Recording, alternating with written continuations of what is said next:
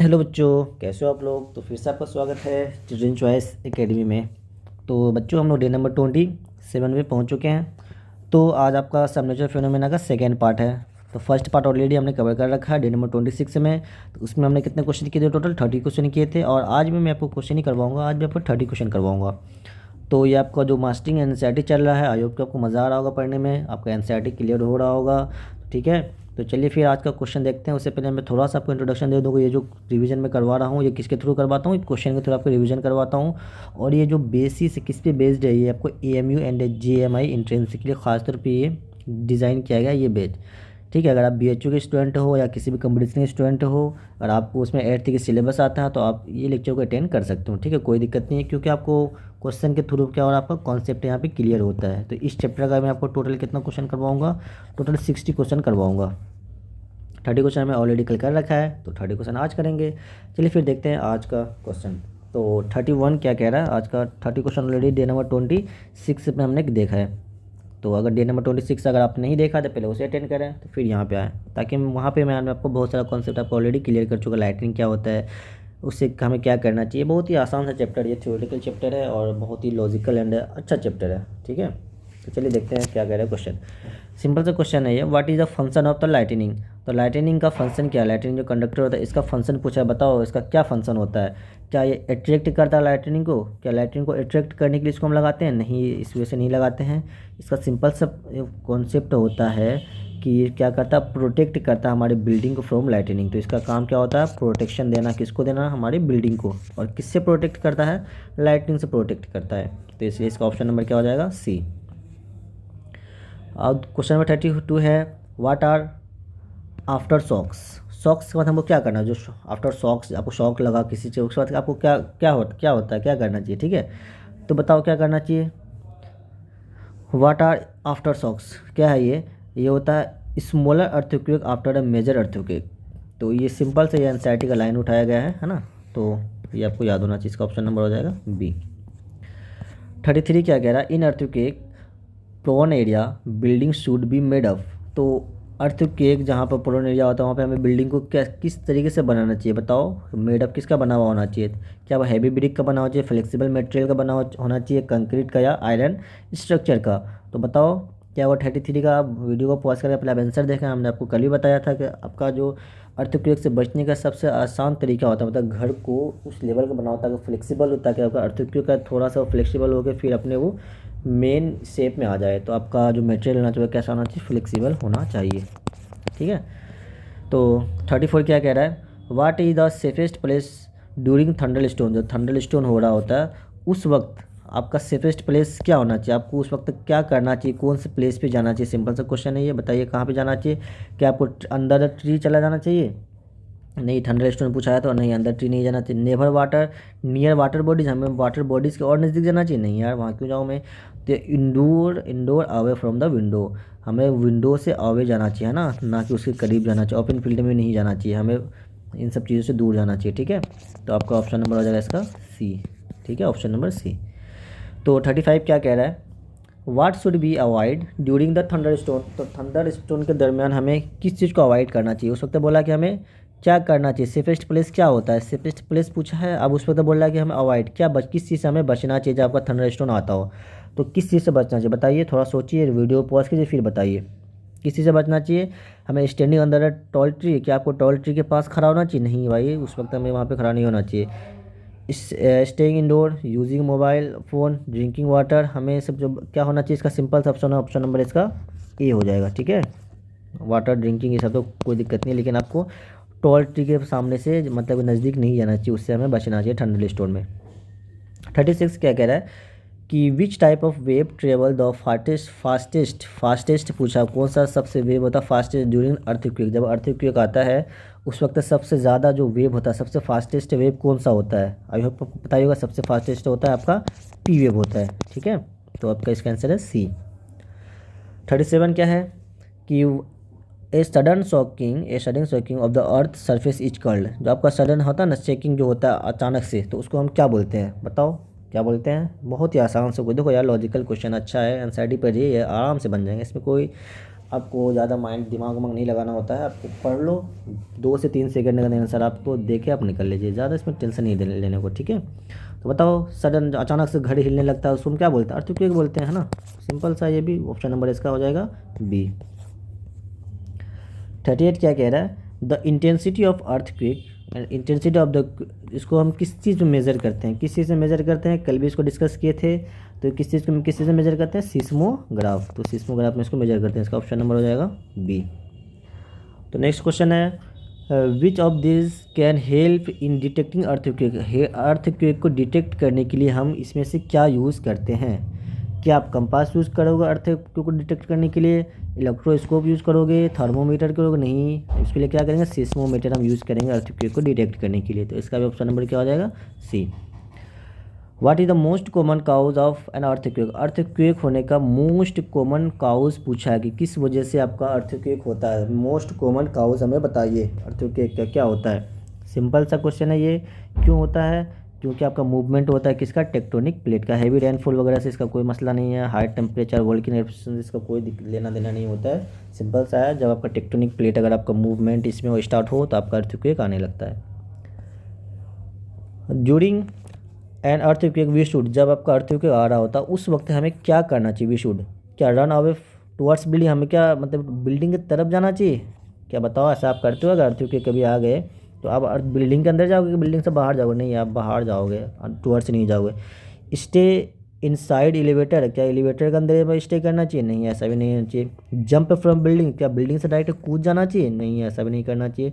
Simple सा, take cover under the studding table, तो आपको जो टेबल वगैरह होता है उसके अंदर हमें जाएगा, मतलब ऑप्शन के अकॉर्डिंग ऑप्शन सी आपका बेस्ट ऑप्शन है। 42 क्या कह रहा है? Which zone is the most prone to earthquake. इसमें से कौन सा जोन पूछा है कि सबसे मोस्ट प्रोन कौन सा होता है अर्थक्वेक के दरमियान? क्या डिजर्ट रीजन या आपका सिस्मिक जोन, कौन सा होगा बताइए? ऑप्शन नंबर 42 का हम पता है, कल इसको डिस्कस ऑलरेडी कर चुके हैं, इसका आता है सिस्मिक जोन। तो इसका भी आंसर है सी।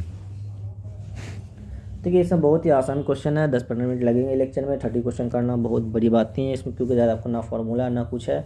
अब सिंपल से क्या करें, वीडियो को आप पॉज कीजिए सबसे पहले। जब भी मैं आपके लिए लेक्चर मतलब कि क्वेश्चन आता है, वीडियो पॉज कीजिए।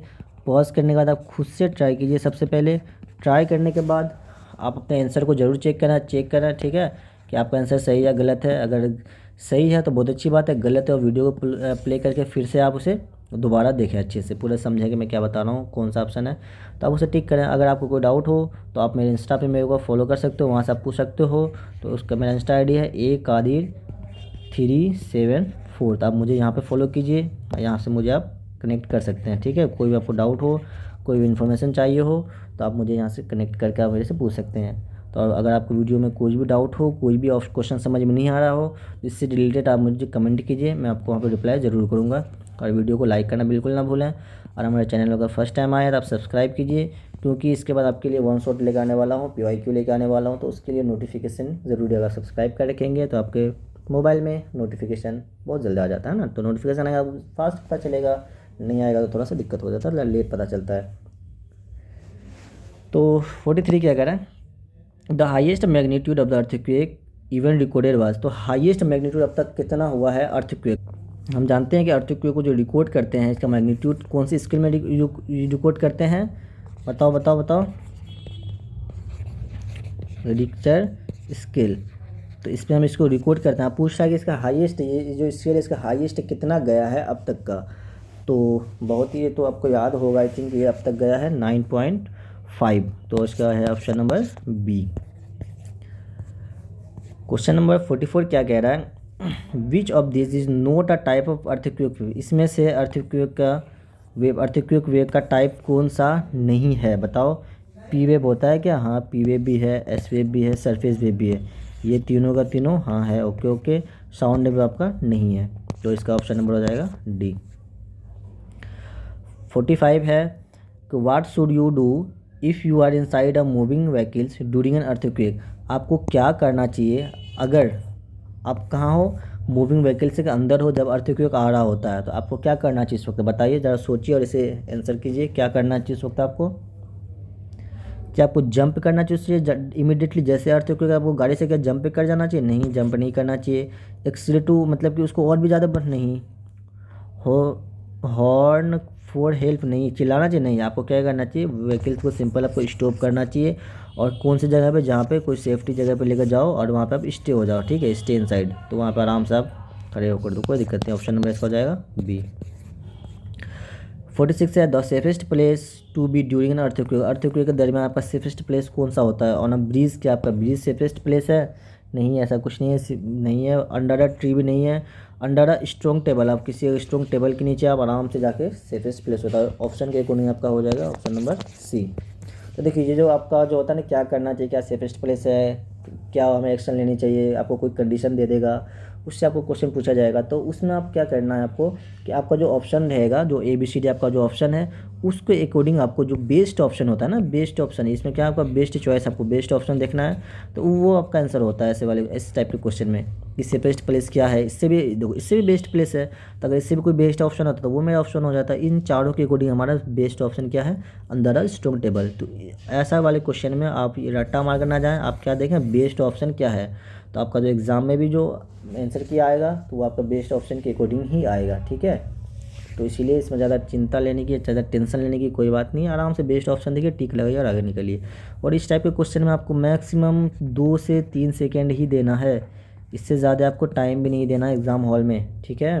तो मैक्सिमम 2 से 3 सेकेंड, और समय मैं आपको क्या बोलता हूँ कि 5 से 8 सेकेंड दीजिए। लेकिन इस वाले क्वेश्चन में आपको बस इस टाइप, इस चैप्टर के खास तौर पे और कंजर्वेशन हमने पढ़ाया था, उन कुछ कुछ चैप्टर ऐसे हैं जिसके क्वेश्चन सॉल्व करने में 2 से 3 सेकंड ही लगनी चाहिए, 5 सेकंड भी इसके लिए बहुत ज़्यादा है, ठीक। आई होप कि आपको मज़ा आ रहा होगा पढ़ने में, ठीक है। तो चलिए 47 देखते हैं क्या है। The main reason of lightning, lightning का मेन रीज़न क्या है?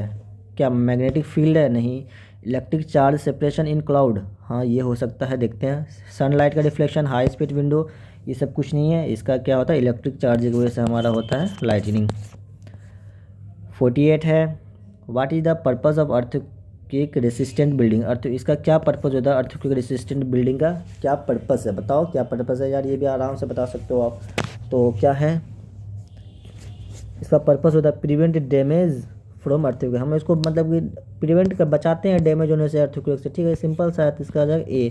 रिड्यूस इलेक्ट्रिसिटी, क्या हम इलेक्ट्रिसिटी यूज़ करने ऐसा बिल्डिंग बनाते हैं? नहीं यार। मेक बिल्डिंग लुक एट्रैक्टिव, क्या अच्छे दिखने के लिए ऐसा काम करेंगे, या हमको टेम्परेचर को कूल करने के लिए? ये सब तो भाई कोई लॉजिक ही नहीं है। तो हम इसको प्रिवेंट करने के लिए, अपने अर्थक्वेक से अपने आप को मतलब बिल्डिंग को बचाने के लिए हम ऐसा कुछ पर्पस, ऐसा कुछ यूज़ करते हैं, अर्थक्वेक रेसिस्टेंट बिल्डिंग, ठीक है। तो इसका ऑप्शन नंबर हो जाएगा ए। देखो ये भी आपको लॉजिकल क्वेश्चन है, तो मैं इसमें अगर मैं आपको बताऊं कि भाई ये ऐसा होता है, ऐसा कुछ नहीं है। आपको ये डायरेक्ट देखो, ऑप्शन लगाओ, आगे बढ़ो, ठीक है। इसमें ज़्यादा दिमाग नहीं लगाना है, आराम से, बहुत ही आसान सा चैप्टर है। और इसको ज़्यादा उसी वे में मतलब जो चैप्टर देखो जिसमें जितना टाइम देना चाहिए उतना ही टाइम दो। अगर जिस चैप्टर में आपको 1 घंटा टाइम देना चाहिए उसमें आपको 1 घंटा ही टाइम देना है, उसमें आपको 2 घंटा भी टाइम दे रहा हूँ तो बहुत गलत कर रहे हो। और जिसमें 2 घंटा टाइम देना है उसमें 2 घंटा ही दो, उसमें 2 घंटा से कम भी नहीं देना है, 2 घंटे से ज़्यादा भी नहीं देना है, ठीक है।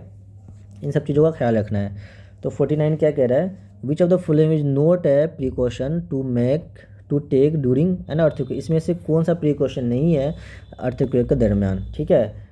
Take cover on the furniture, ये क्या, ये प्रिकॉशन है? आपको ऐसा करना चाहिए जब आपका अर्थक्वेक वगैरह आ रहा होता है, हाँ बिल्कुल ऐसा करना चाहिए। क्या स्टैंड नियर विंडो, आपको विंडो के साइड में जो अर्थक्वेक को तो खड़ा होना चाहिए? नहीं यार, ये तो मेरे को गलत लग रहा है। Stay away from the glass object, हाँ ऐसा करना चाहिए, हमें यहाँ से भाग जाना चाहिए, ग्लास ऑब्जेक्ट से हमें दूर जाना, चले जाना चाहिए। Move to an open area if possible, अगर पॉसिबल हो तो आप क्या ओपन एरिया में चले जाओ, बिल्कुल ऐसा करना चाहिए। इसमें क्या बोल रहा है कि जो नहीं करना चाहिए, तो हमें क्या नहीं करना चाहिए? विंडो के साइड में इस वक्त खड़ा नहीं होना चाहिए। तो आपका आंसर क्या हो जाएगा? आंसर नंबर बी, ठीक।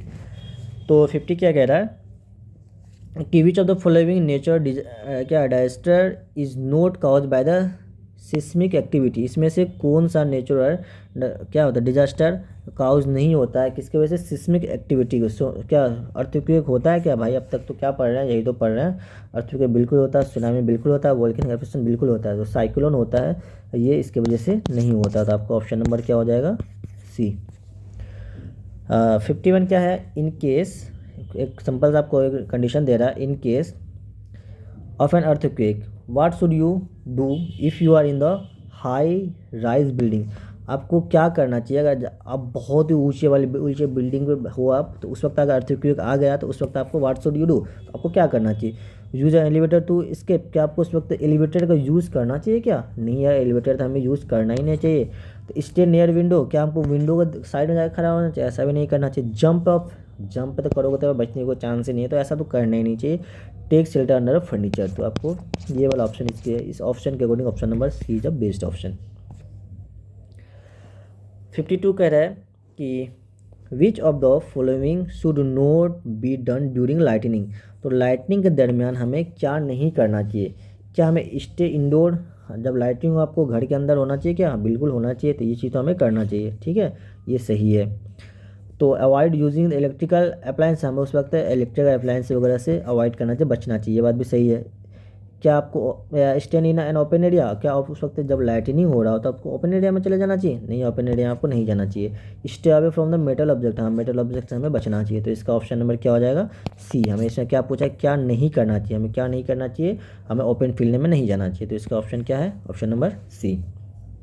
53 कह रहा है what kind of wave, wave का काइंड पूछा, cause the most damage during the earthquake, तो कौन सा वेव है इसमें से जो मोस्ट डैमेज करता है ड्यूरिंग अर्थक्वेक में? बताओ कौन सा वेव है? अगर आपको पता ही होगा, सरफेस वेव है ना, तो ऑप्शन नंबर इसका हो जाएगा C. What is the main cause of volcanic eruption, अब ये बहुत आसान क्वेश्चन है कि वोल्केनिक एरप्शन का मेन काउज क्या है? क्या एयर प्रेशर की वजह से होता है ऐसा कुछ, या वाटर साइकिल की वजह से, मूवमेंट ऑफ मैग्मा, या हैवी रेनफॉल? तो ना ये एयर प्रेशर की वजह से होता है, ना वाटर साइकिल की वजह से होता है, ना ये रेनफॉल की वजह से होता है, ये होता है मूवमेंट ऑफ मैग्मा, तो ऑप्शन नंबर इसका है सी। 55 क्या कह रहा है? The earth core is mostly composed of, जो अर्थ कोर होता है आपका, तो वो किसका बना हुआ था, किस उसके अंदर क्या क्या पाया जाता है? मोस्टली पूछा है ना, मोस्टली कंपोज्ड ऑफ, क्या अर्थ कोर के अंदर क्या आपको ऑक्सीजन मिलेगा? आपको लगता है ऐसा? नहीं यार, ऑक्सीजन क्यों मिलेगा? ऑक्सीजन नहीं मिलेगा। का कार्बन, वहाँ पे हाइड्रोजन कार्बन मिलेगा? नहीं यार, ये क्या वहाँ वाटर गैसेस वगैरह मिलता है? नहीं, वहाँ किसका कंपोज्ड होता है वो? निकल्स एंड आयरन, ठीक है, निकल एंड आयरन से कंपोज होता है, तो ऑप्शन नंबर इसका है बी। 56 से क्या कह रहा है कि which of the following is note, देखो नोट जब भी आए तो उससे अंडरलाइन करो या उसे सर्किल जरूर किया करो। मैंने आपको कई बार बता रखा है कि नोट वाला क्वेश्चन बहुत ज़्यादा बच्चों से गलत होता है और इस पर आपको खास तौर पर ध्यान देना होता है। तो विच of the following is note a effect of earthquake, इसमें से अर्थक्वेक का इफेक्ट क्या नहीं है? सुनामी है क्या? बिल्कुल भाई, सुनामी तो है। फॉरेस्ट फायर, लैंडस्लाइड होता है क्या? ग्राउंड शेकिंग होता है? हाँ देखो, अगर अगर अर्थक्वेक आता है तो आपका ज़मीन हिलने लगता है, सुनामी आ जाता है ना, ओशन वगैरह में सुनामी आने लगता है, और लैंडस्लाइड है ना, लैंडस्लाइड करने लगती है, जब आपका ये लैंड दिया क्या होता है, स्लाइड करने लगता है, तो ये सारा चीज़ तो हो रहा होता है। आपसे क्या पूछा है कि क्या नहीं होता है? तो क्या फॉरेस्ट फायर अर्थक्वेक की वजह से होता है? नहीं, इसका तो इससे कोई मसला ही नहीं है, तो उसका ऑप्शन नंबर सी। 57 क्या कह रहा है कि what should be avoid during earthquake, earthquake जब होता है उस समय क्या है? इसमें बताओ, इसका आप खुद बताओ। चलिए ये आपका होमवर्क क्या है, अब इसे मुझे कमेंट करके जरूर बताना। बताओ 57 का आंसर क्या होगा, कमेंट करिए ज़रूर, ठीक है। तो 58 क्या कह रहा है? Lightning strike are most common in, तो लाइटनिंग का जो होता है मोस्ट, लाइटनिंग सबसे ज़्यादा कब होता है, मोस्ट कॉमन कब होता है? क्या वो गर्मी के मौसम में होता है? क्या बताइए, क्या बिजली गर्मी के मौसम में चमकता है? कभी कभी देखे होगे गर्मी में, ऐसा होता है क्या? या समर के होता है, या ड्राई विंटर हाई एल्टीट्यूड? देखो, lightning strike are mostly common in, इसका क्या है ऑप्शन नंबर? ऑप्शन नंबर हो जाएगा ए या बी। चलिए आपका ये भी होमवर्क है, बहुत आसान क्वेश्चन है ये भी, क्या आपका होमवर्क है। तो ऑप्शन दो क्वेश्चन आपको होमवर्क दे रहा हूँ, 57 एंड 58, तो ये भी हमें आप कमेंट करके, वैसे थोड़ा सा मैंने टिक लगा दिया था लेकिन कोई दिक्कत नहीं, तो आप ये भी मुझे कमेंट करके जरूर बताएं ऑप्शन नंबर 57 का क्या होगा और ऑप्शन नंबर 58 का क्या होगा, ठीक है, ये दोनों आपको कमेंट करना है। 59 क्या कह रहा है? Earthquake drill are conducted to, बताओ अर्थक्वेक ड्रिल होता है किससे कंडक्टेड होता है वो? 59 का ये भी बहुत है, क्या created panic train people for emergencies, हाँ ऑप्शन नंबर इसका है बी। ये भी आसान क्वेश्चन है। चलिए क्वेश्चन नंबर 60 देखते हैं। What should you do after N earthquake, earthquake के बाद आपको क्या करना चाहिए बताओ? क्या ये भी आपको मैं होमवर्क दे दूँ? हाँ बिल्कुल, आपको ये भी what should you do earthquake के बाद आपको क्या करना चाहिए, ये भी आपका होमवर्क है। तो चलिए आपको आज मैं 3 होमवर्क देता हूँ, 3 क्वेश्चन आप मुझे कमेंट करके ज़रूर बताइए कि किसका कौन सा है। तो आप वहाँ पे नंबर लिख देना कि 57 का क्या है सर ABCD में, 58 का क्या है और 60 नंबर थे। ये तीनों आपके होमवर्क हैं, अब इसे ज़रूर कंप्लीट करें, ठीक। तो आज इतना ही रखते हैं। बहुत ही आसान चैप्टर है, थ्योरेटिकल था, इसमें कुछ था नहीं ज़्यादा। तो आप इसे एनसीईआरटी पढ़िए और क्वेश्चन सॉल्व भी कीजिए और आप पीवाईक्यू कीजिए। इसमें ज़्यादा आपको टेंशन लेने की ज़रूरत नहीं है, बिंदास होकर पढ़िए। तो आपका अब बस एक चैप्टर बचा हुआ है केमिकल इफेक्ट वाला, ठीक है। केमिकल इफेक्ट वाला का मैं उसका 2 लेक्चर लूँगा, 2 क्लास उसका लूँगा। और मैं cell the unit of life, इसका मैं 1 क्लास लूँगा अच्छे से, ठीक है। तो इंपॉर्टेंट क्वेश्चन मैं cell the unit of life का करवाऊँगा, क्योंकि थोड़ा अच्छा चैप्टर है, उससे क्वेश्चन आने की पॉसिबिलिटी होती है। तो अब मैं आपका लास्ट आपका 3 लेक्चर में, मतलब 3 दिन में आपका ये सीरीज़ जो मास्टरिंग एंड सेट है ये कंप्लीट हो जाएगा। तो आपके टोटल लेक्चर हो जाएंगे 30। टोटल कितने लेक्चर हो जाएंगे सीरीज़ के, मास्टरिंग इन एनसीईआरटी के टोटल हो जाएंगे 30 लेक्चर।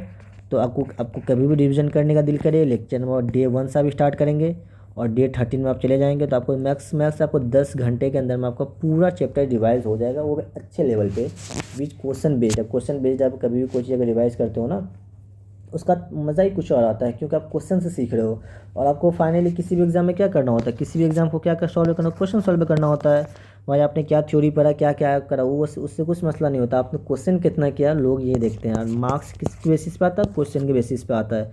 क्वेश्चन अगर मार्क्स कम आएगा, क्वेश्चन आपने गलत करके आया तो मार्क्स कम आएंगे। आपको वहाँ बोलेंगे सर मैंने तो बहुत थ्योरी पढ़ा था। भाई थ्योरी पढ़ा अच्छी बात है, पढ़ना चाहिए, क्योंकि क्वेश्चन सॉल्व करने थ्योरी तो पढ़ना भी पड़ेगा।